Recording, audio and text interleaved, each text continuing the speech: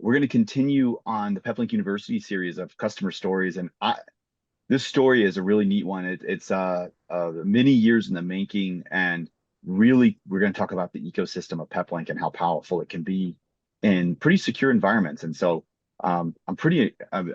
incredibly humbled and excited to be able to invite Daniel Dean, the Chief Technology Officer and co-founder of DartTech, as well as Michael Reese, RTO and co-founder of DartTech, to join us today. Thank you, Daniel and Michael. Absolutely. Thanks for having us. Absolutely. Excited to be here. And this didn't start as DartTech. It started as you guys working together. Yeah, give us a little bit of a background. How did the two of you guys start working together? Yeah, absolutely. So I've been in banking for over 20 years. I shouldn't say unfortunately, but we'll leave it at 20. And so I hired this guy fresh out of high school. Looking for a help desk position, and he has been a phenomenal. Both started as help desk, worked his way up to sysadmin, and then actually led a team of 7 people at our most recent financial institution. So we've worked together for how many years now? 10? Too many? Yeah. 10 years? Yeah, exactly. I went to college for a little while, and then as I was going to college, I came back home and was still going to Lake Sumter over here. And at the time, I was looking for a full-time gig. Luckily, through church, I ended up finding and meeting this guy who was looking for an IT help desk person, and that's kind of how we got started. But we have been working together since September of 2015, 2016, somewhere in that time almost frame. 10 years, yeah. Yeah. But yeah. That's crazy. And what an interesting connection, and then being able to go multiple businesses together. That's crazy. Yeah. But let's go back to 2015, because that's approximately when we met. Was I think right around 2016. Correct. And so we're at 9 years now that we've been working together, and you guys reached out to us for some pretty cool problem solving, and it took, for me, it was one of the very first, if anybody's seen my all famous Visio drawings, this all started because of these two guys. I was like, this is way too much for my head to just not document, and we built out the very first MPLS replacement banking design. But I want to know, tell me, I know my side of the story, but where's your side? What was going on? What were those challenges like, and what made you start looking for this solution? Yeah, so being a smaller financial institution, a community bank at that time, we had maybe 6, 7 locations. And we were running your typical, a FortiGate firewall and a Cisco, router and Cisco switches for the most part. We had a few Junipers and stuff like that. But it was a headache of constantly having to switch systems. Everything was segregated from each other, but it was just a big flat network. So this was obviously 2016. SD-WAN was just kind of gaining some traction. And I honestly did a Google search in the area and was looking at SD-WAN stuff, and West Networks and Peter West popped up, and we gave you a call and figured, hey, let's give them a shot. You came down and physically, visited with us, and we just immediately clicked. Like, everybody was on the same page. We had that same mindset of security, security first, and ease of use. And that was kind of the biggest piece of it. Well, and honestly, getting to sit down with Peter and do a fact finding session we probably had at least 2 or 3 days straight of you coming in, actually working with us, asking questions about the environment, and even, helping us optimize even before we moved to Peplink. Just kind of, here are some ideas that we can do, and being able to sit down and just kind of work with you. And then also, seeing how Peplink can actually take over the infrastructure and streamline a lot of it. So that was extremely helpful. I can tell you, even part of my job before we even looked at Peplink, we were a small community bank, so the majority of what we had was, Cisco, but we also had HP and Juniper. And before we had audits, I would be there from 5 o'clock at night until 5 o'clock in the morning, reaching out, downloading the correct firmware, updating the switches, so on and so forth. So that way, the next day when everybody came in, everything was completely clean and up to date. And the first version of this was coexisting with your firewall. We almost had it was a balanced 1350, and we had Like it was like we had your firewall, and then we had the 1350, and it was almost like it was acting as like an SD-WAN switch uh behind your firewall. It's like your firewall went to the Peplink went to your network, and then your branches would connect from that. And what was that from my side? Like, 'cause once again, I love that core, like kind of like core switch SD-WAN architecture. How did that conversation or process go? What was the transition like at the actual banks, the downtime, the transition? What was that decision-making process like related to that architecture? 'Cause that's a unique, non-standard architecture. Yeah, absolutely. So we were very fortunate. We have, the banking industry is very highly regulated. We have IT steering committees on a quarterly basis, at least. Those are at least an hour long. So we had a very understanding board. We had a good IT steering committee. Everybody got together and we said, hey, here's the technology. Here's what we want to do. We just gave them a proposal. I'm pretty confident we shared your Visio with them. We kind of went through and said, hey, here's exactly what we're going to do. And everybody had enough knowledge to give the blessing. As far as downtime, I mean, it was a while ago, but it was Not much. inconsequential. I mean, I think it was a one night kind of thing. We did that switch over pretty quickly and seamlessly.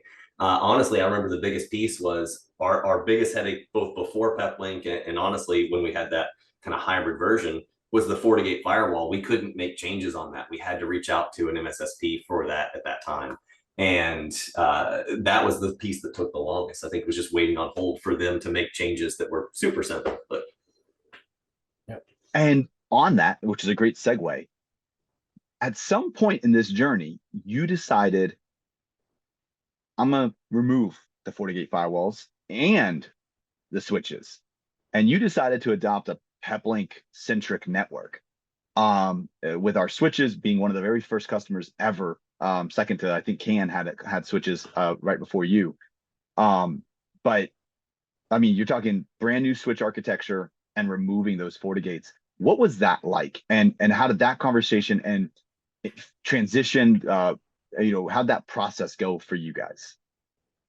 yeah, I mean, it was pretty seamless. We had in our main headquarters location, it was not the cleanest install we'd ever done. It was kind of done in a rush. So that gave us an opportunity to really clean it up a bit, which was nice. So that was probably the hardest part, was physically, cleaning everything up at that location. We learned from that. And actually, as we deployed more and more, we got it down to a science where it was just everything was clean every time. But Yep.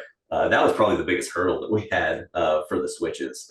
Well, also because we went from having just, for the most part, a completely flat network. Right. And if we wanted Wi-Fi for any of our customers, that was a completely separate, dedicated internet connection, network, and everything else. And so when we were able to bring in the Peplink switches, that gave us another opportunity to actually get everything all in the same system, gives us back another internet connection that we can use for failover, bonding, whatever. And we can go back through and just VLAN and segregate everything off as it's supposed to be. Because I mean, at the time, we had phones that we were happy with, but as we're going through and we're doing scans on this flat network, we're seeing that these phones have vulnerabilities that we need to be able to tackle and explain.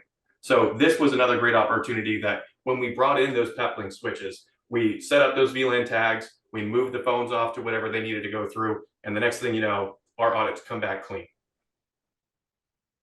And removing the firewall.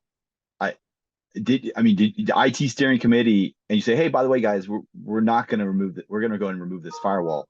I wish I could have been a fly on the wall in that conversation, but how did that go? And what about Peplink sold you on that idea? It was honestly easy because we ran both in tandem for so long for a period of time, and we'd see the results. When we'd have a scan, when we had the FortiGate in place, there was either an informational warning, exchanges is behind it and it's giving away information, or there was always something that had to be fixed. When we switched over and put Peplink in front of that FortiGate, all of that stuff went away. Like, we had a very strong both inbound and outbound firewall set up, as well as the internal, like Michael was mentioning, for the VLANs. And so we had these different layers. It was an easy sell because we said, hey, look, we're still going to take all this data. We're going to give it to a third party. They're still going to see everything that the Peplink is blocking or allowing, but it sold itself. It was pretty straightforward. And as we started deploying new locations, that applied there as well. Because before, we just kind of filtered everything through the primary main location. and had that one main firewall, and everything else just kind of fed through it. As we started deploying other branch locations, the security there tightened up significantly as we put Peplink in. And once you had the Peplink firewall with as our bonding as well with multi-WAN, then you switched over to the switches, and I think just natively that meant you going to APs. Mhm. The branch setups then became much easier because we were able to just, I mean, it was like literally just tag with the branch name, push the VLANs, and trunk the ports or access the Yeah. ports. Yep. I mean, everything from outbound policies to firewall rules, guest portal access. I mean, pretty much you name it. And part of the beauty of all that too was the fact that now that we have the full Peplink ecosystem in place, if a report comes back and says, "Hey, this MAC address is showing an issue. You need to go find it." With the Peplink ecosystem, I can go search that MAC address, tell you exactly what port on what switch it's plugged into, on what router, and when was the last time it reported. So when we come back and we actually have these reports that we need to go through and fix, it's really simple to be able to say, that's exactly where that's located. I can go log and go take care of it now. Mhm. And not to mention Peplink as well. Anytime that there's been any kind of vulnerability associated with Peplink, it has simply just been an email that we have gone, hey, we just got to scan back. Here's what we're seeing. What do you guys think about this? Can you help us? And Peplink support and West Networks as well has, I mean, usually within like 24 hours has some kind of answer or solution, or finds a way to help remediate whatever else is going on. So that's all you can really hope for, is for somebody to jump in and help like that. And then obviously I have to ask the finance question here, and this is more going to be towards Daniel, but what about cost savings? Removing FortiGate firewalls, removing expensive MPLS. I mean, do you know how much you were saving every year? I didn't document it every year, but yes, it was pretty significant just from the licensing standpoint alone. It was a significant savings, and not even close. Honestly, especially the most recent financial institution we were at, we were up to almost 15 locations, and I can't tell you how much we saved them. It's millions for sure. And so then we go into, okay, well, we're saving money, but now we're going to talk about reliability. What about downtime? I mean, there were times when, okay, MPLS is supposed to be more stable, 4-hour response time, and we switched you over to broadband circuits with DIA, just consumer, commodity business class, but not residential class, but business class internet. Mhm. What were the, I know one particular story where we had a hurricane that kind of went through South Florida. What was that impact, and how was your company affected by those types of outages? Yeah, as long as we had power, we knew we were going to be good with internet, because we had cellular at every location. We had, like you said, DIA coax. We did put in some fiber, but usually cheaper fiber as we could. And so outages wise, I reported them every year as part of our strategic planning for the bank. And the only outages we had were related to either third parties outside of Peplink and West Networks, or the location lost power, and so we had to shut them down after a period of time. That was really it. And most of the time, it was either at least the entire building, or if not part of the city, that was completely down. Mm-hmm. So, I mean, with fiber and coax being the primary, we also had two cellular connections. So, there's no hardline internet that's coming in. We still have, whether it be AT&T, Verizon, whatever is best in the area, to fall back on. So that way, if we have 10 people there, they can still work and do their job so long as there's any kind of power there. I watched the hurricanes over the cellular network as they came through, and we could see the outside in Naples. We've had them in Fort Myers. We could see all of it happening real time. It was pretty cool to see. Unfortunately, we lost some of those cameras due to the storm. No, we had video. We could see it live as it came down. It was pretty neat. That's crazy. Yep. And so we worked in this first bank, went through, developed a platform, developed a standard, I would say, around branch deployments and the ecosystem, firewall policies. And then you got hired by another bank, and they're like, hey, we like what you're doing, not just with Peplink, but just in general. Mm-hmm. And so you went to join another bank, and we had a really unique challenge when we took over this bank, accessing some systems related to an MSP managed system. I'd love to, can you talk about that a little bit, or how we kind of got creative in solving problems? Yeah, we can talk about that a little bit. So I'm not going to mention any names, but we definitely had an MSP that was running things. We'll call it poorly. Yeah, we walked in day one, and there was an Asus home router running the main location, and we went, "Oh man, what did we get ourselves into?"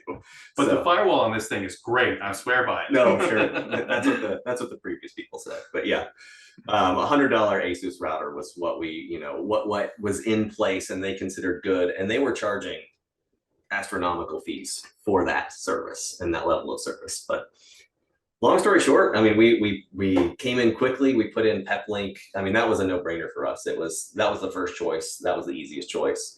That was what we were comfortable with. We did compare over the years, because we like to make sure that what we're getting is a good value and is still the best of the best. And so we've compared. We've been upfront and honest that we've looked at some of the other competitors to Peplink, and still to this day, it's still our choice. Absolutely, 100%.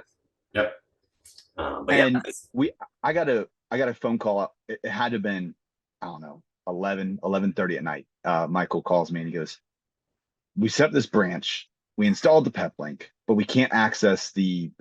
And I'm gonna screw this up. It was like the FDIC data center, some data center connection that was being routed, and the IT department, or the not the IT department, but the previous security group wasn't able to route traffic. I don't know what their part of it was, but I know how we solved it, which I thought was pretty fun. Um, and so but basically the branch connection, the new branch wasn't able to route into the data center, and the data center people, whoever was managing that, wasn't willing to put a return route for the new branch, because we weren't doing a flat network. We were doing a layer 3 secure network with firewalls and inter-VLAN routing, and or not inter-VLAN firewalls. And so I thought it was really neat because we were using Speed Fusion bonding at the time to connect these branches together. And so we created a NAT rule on the Speed Fusion VPN, and I basically acted like, okay, anybody coming from this branch was just a PC sitting on the main branch headquarters, and we were able to get you back up and running. And we ended up getting the routes fixed, and we could remove that. But I thought that was really neat. It was like just kind of like this creative. Okay, we're like, okay, how do we do this? Okay, what's the flow? Where's it dying? What's give me that trace route, and let's figure out how to get that traffic over to that data center without interacting with the data center IT. And I thought it was, So first of all, thank you for saving me that night. That was phenomenal. It was the night before the branch was supposed to open. So this is Sunday night at 11 o'clock that I'm calling you. We're supposed to be open first thing Monday morning. Just like you're saying, there's supposed to be a handoff from our router to their router, but they needed to have a return route in place, which I had submitted, but apparently they had not approved to put in place. And so exactly like you said, with the Speed Fusion that we had, we were able to do an extended DHCP lease, stealing from the subnet of the other location and just kind of masking it as it's going, getting translated along. So that way we still got our branch back up and running. So thank you for that creative solution there. And I'm going to add to that, Michael stole that and has used that like 3 or 4 times since in different branches. Because they said 30 to 60 days to add a subnet for us. And that's just insane. Sometimes we didn't have that. I mean, there were times that we'd get 2-3 weeks heads up of, hey, you're going to have a new location. It's going to be temporary, but guess what? You need to have it up. So we absolutely use that again. So I'm just curious, how many people do you guys have on your team? I mean, I see you two, but who else is there helping you with all this? So currently today, we are just Darth Tech, and it's just the 2 of us. In the past, at previous banks, the first bank, it was just the 2 of us for most of that time, 7 locations. We sold that one at a little over $800 million. The most recent FI that we were at, we came on board at about 250 million in assets, and when we left, they were just over 2 billion in assets, and that's over about a 5.5-year period. So, and by that second time, I think we were a team of about 7 people. Yep. So, but grew from 2 to 7, so not too bad. Not too bad, and sounds like it's still a light crew, right? It's not taking you an army to come in and do these. Absolutely. And it would have been a much, much larger crew. Again, you're going to expense to do that same thing with any other vendor. Pretty much any other vendor. Yeah. Awesome. Off topic, but kind of funny. It was we were doing a deployment for a healthcare facility, and I came in to do my integration. And it's very similar, actually, thanks to the group that we did where we were interacting with the existing firewall. It sort of gave me how I work with healthcare. And I come in to sit down to this meeting, and there's like 15 people there. And they go, "Where's your team?" And I go, "What do you mean, where's my team?" And they go, "Well, where's the group of people that are going to deploy this?" And I go, "You're looking at them." And I was like, "Hi." And we're sitting on this meeting, and they're asking these questions. And I'm like, "No, you just, like, this is how easy it is. We just use in control, and we're going to push out all the VPN profiles. We're going to set up the firewall policies. Here's how you do it in control." And they're like, "Oh." And I was like, "Maybe 2 hours, like, to get this deployed, and you could see like this like almost like this board member mentality group of people just going, like, it can't be that easy. Like, this is a whole medical facility site. How are you making it so easy?" And it kind of, I think it blows them away when it's like, no, this isn't that. Like, Peplink makes it easy. I mean, we can manage thousands of routers from our cell phones. And I find that like people that have never used that, I think it's like for them. Yeah. I just think it's hilarious because what you guys touched on is, there were all these separate networks before, and now you've got just this one network, and it's so much easier, right? On top of being better and faster and more reliable, it's just easier. And it sounds like you guys really took advantage of that. Yeah. Yeah, I mean, especially like the tagging that we've all kind of touched on here earlier, we were able to break down our whole SOP into 3 types. We have standard office, headquarters, data center. And between those 3, we could have, a router and all the switches configured within 15, 30 minutes. I mean, we would, do the correct tagging, get the firewall, the outbound policy, the routing, everything would just get pushed to it. And then afterwards, we would just double check. Is this good? All right, let's go roll it out. Send it to IS. They do their scans against to verify everything, and every single time it came back with just as same as the others. Yeah. I like and once again, I mean, just building out these branches, but the idea you defined your security boundaries. We created those VLANs, your guest network. You had I want to say we had an ATM network. And we had like the FDIC like how we routed to them. And so we had our handoff to the FDIC data center, and I might be goofing that up. I apologize, but I just remember being like some data center thing that you guys had. Yeah. Okay. There you go. And so, and then once we did that, we just had it. We had those VLANs and those policies and in control, and literally we just add the branch, tag the routers, give them a name, tag the switches, say these VLANs go there, and then we're able to just push. And then it was literally just tagging. Okay, we're plugging the phones to these ports. We're plugging in the computers to these ports, and then tagging in and assigning them appropriately and giving them names. That took the longest, was just naming the stuff, not having to program it. And I found that, I mean, just the way that you guys had made it so efficient to deploy the networks. It's why I wanted to get you guys in here, because it's like, we're not interacting with another network. We're just plugging in, and then it just worked. Yeah. Correct. Yep. I mean, we had it down to the point that we could take a member of our help desk team, sit them in front of the router, and walk them through setting one up and have them, again, fully up and running within 15, 30 minutes. And that, to me, that's just nuts. Someone who's never been trained in networking or any of that stuff could just sit down and honestly walk right through it pretty quickly. So for you guys, you've done these banks. Tell me what's next. Like, what is Darth Tech, and what do you guys? I mean, you've got this 20 years of, 10 for to Michael, but this, just 20 years of experience in one of the most scrutinized environments. What are you guys doing now? That's a good question. So right now, kind of why we stepped away from FIs in general is we wanted some diversity. We feel like we had a pretty good handle on streamlining FIs and making them secure. So we both decided that we wanted to start tackling more, different and other difficult solutions that we can have. So for instance, we've worked with a couple of nurseries since then. We've worked with a couple of school systems, just trying to introduce Peplink and find other solutions to get them what they need. For instance, one of the projects that we recently did was we deployed Peplink to a 25 acre nursery and provided Wi-Fi across the entirety of that location. So we are doing general IT projects right now. If you have any kind of questions or interested in working with us and doing a project, feel free to email michael@darthtech.com, daniel@darthtech.com.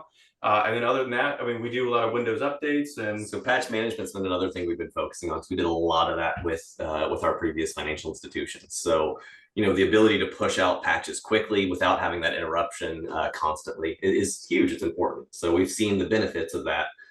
We've got a few different applications that we use to kind of streamline and make that as simple as possible. But yeah, happy to assist where we can. Yep. I love it. Thank you guys so much for joining. I would like to open up. I mean, we're talking about high security, high scrutiny. Anybody out there, do we have any questions related to this? Because I mean, we get these questions a lot. I don't get guys like Daniel and Michael on the phone all the time, and we can't use them as a case study because they can't talk. We have NDAs, so we have this unique opportunity just to ask some questions if anybody has any out there about Peplink and security. So if anybody has those questions, we can ask them. Otherwise, we can, just thank them for their time. And so we'll open up to the team here, or to the community. Or Travis, if you have any more questions.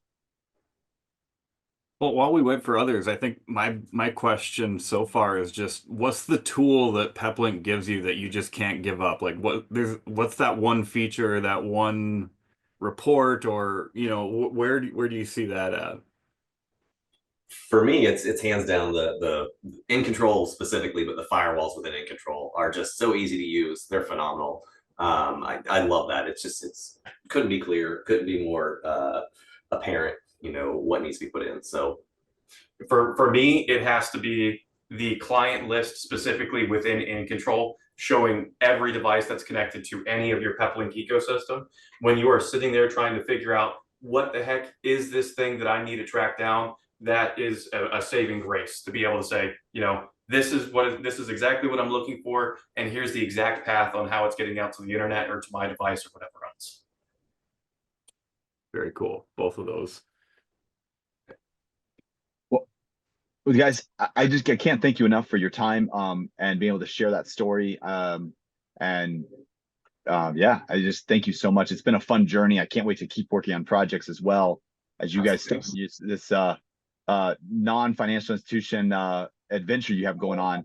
The ability to use Peplink, be able to prove security, and having someone that trusted us to be able to be that partner for you was just invaluable to even West Network's own growth, because we were able to understand how important certain aspects of isolation and network security compliance, specifically around compliance, are, and be able to make sure we tune Peplink just to meet those needs for you. And so, we have our unbreakable connectivity, which I think we accomplished, but the idea of unbreakable security, the idea of simplifying security to make it feasible, as well as be able to pass these very strict audits and pen tests that you guys put through the ring, were just invaluable lessons for us as our growth over the last 10 years. So I can't thank you enough for that. Yeah, absolutely. And we thank Peplink and Peter, you as well, because I've had 20 plus years in IT with no breaches. That's pretty rare, especially for the size of organizations we've worked with. So thank you. Really appreciate it. Yep, it's been an honor to work alongside West Networks and Peplink. So thank you guys for having us, and thank you for bringing me on in the first place there. Nice that we're not paid for any of these comments. This is all from the heart. None of this is paid. Yeah. Thank you so much, everybody. Thank you, Travis, once again. So yeah, thanks again, everybody. Thanks for the trust in Peplink, and yeah, thanks for watching today.